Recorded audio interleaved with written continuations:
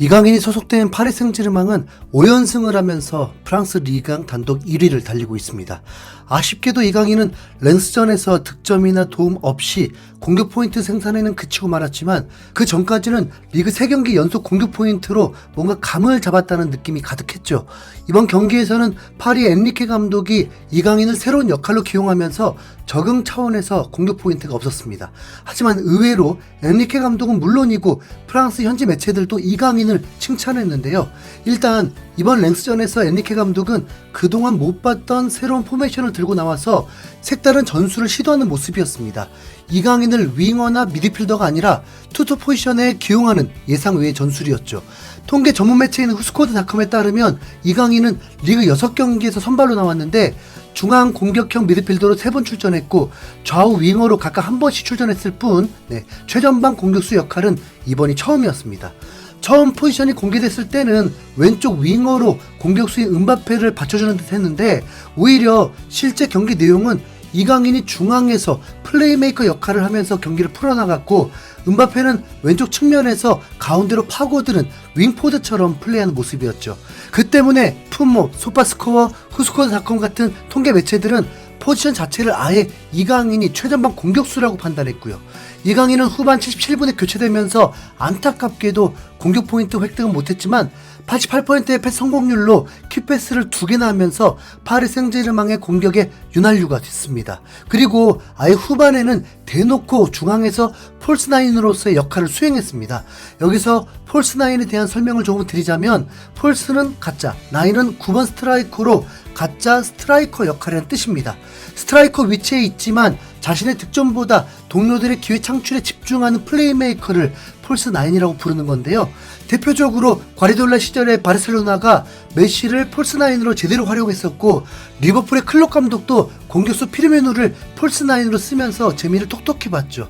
또 혼란을 영입하기 전 맨시티에서는 나비드 실바나 데브라이너가 그 역할을 하면서 리그 우승에 크게 기여하는 모습이었습니다. 엔리케 감독은 그런 폴스9 자리에 다름 아닌 이강인을 위치시키면서 앞으로 파리 공격의 핵심 역할을 맡기려는 약간의 힌트를 미리 준 느낌입니다. 메시, 피르미누, 데브라이너 같은 역할을 이강인에게 맡겼다고 할 수 있습니다. 실제로 프랑스 매체인 레키프에서는 경기 후 엔리케 감독의 인터뷰를 전했는데 진행자가 먼저 이강인에 대해 물었습니다. 후반전에 중앙 공격수로 포지션을 변경한 이강인의 활약이 인상적이었다라면서 새롭게 시도한 폴스9 전술에 대해 물었죠. 그러자 엔리케 감독은 크게 만족했다는 듯이 좋은 선수는 여러 포지션을 소화할 수 있는데 이강인은 정말 뛰어난 선수다. 그는 훈련 중에도 나를 놀라게 했다. 그는 웬만해서는 공을 뺏기지 않는다. 이런 선수에게 의지할 수 있다는 건 PSG의 감독으로서 정말 행운이다라면서 이강인이 멀티 포지션을 소화 가능할 뿐더러 볼 간수 능력도 최고라고 극찬했습니다. 경기 기록으로만 보면 공격 포인트가 없고 풀타임도 소화하지 못한 이강인이지만 감독 입장에서 이강인같이 성실하면서 다양한 포지션을 소화 가능한 선수는 그야말로 만능 열쇠와 같은 느낌일 겁니다. 그리고 엔리케 감독의 칭찬은 매우 이례적으로 헤트트릭을 한 음바페보다도 오히려 이강인이 더 잘했다는 듯이 말해서 큰 화제가 되는데요.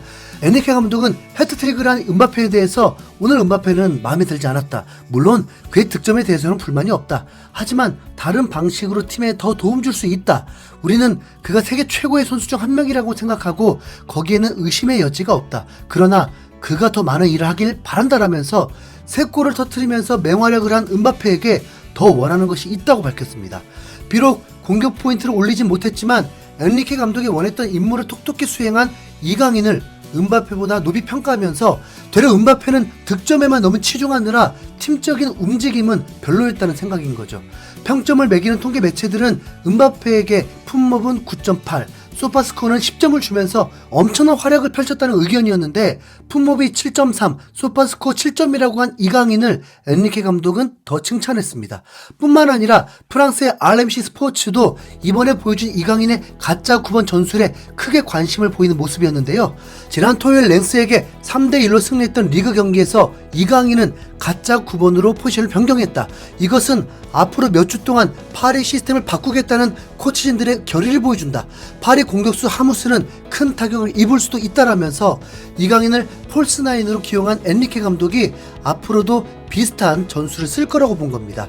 올 시즌 새로 영입한 하무스와 콜로무아니가 기대보다 공격력이 파괴적이지 못하자 이강인을 활용한 가짜 9번 전술이 나온 건데, 이 매체는 정확하게 그 사실을 언급하면서 이강인이 가짜 9번 역할을 하면서부터 음바페의 움직임이 살아났다고 분석했습니다. 엔리케는 하프타임에 하무스를 빈니케로 교체하는 강수를 뒀다. 덕분에 이강인은 가짜 9번 역할을 할 수 있었다. 그리고 이 교체가 전국을 찔렀다.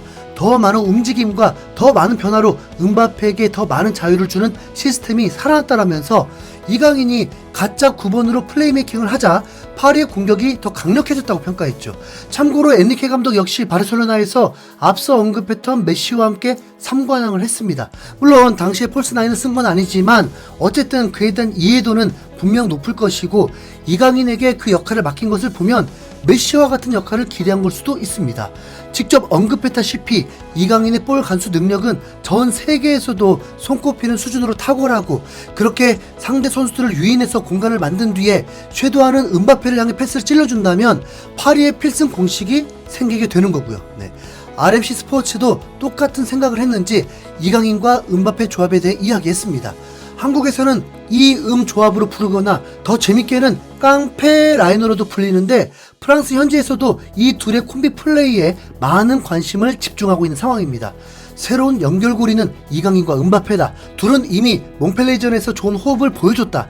음바페가 고정되지 않은 시스템에서 더 많은 조합이 가능하다는 게 또 한 번 입증됐다. 밀란과의 2차전에서 음바페가 고립됐을 때 플레이 변화를 주는 걸 어려워하는데 이강인 같은 가짜 9번이 지원해주면 더 쉽게 해결할 수 있다라면서 이강인이 폴스9으로 플레이하게 되면 음바페 역시 더 살아날 거라고 전망했죠.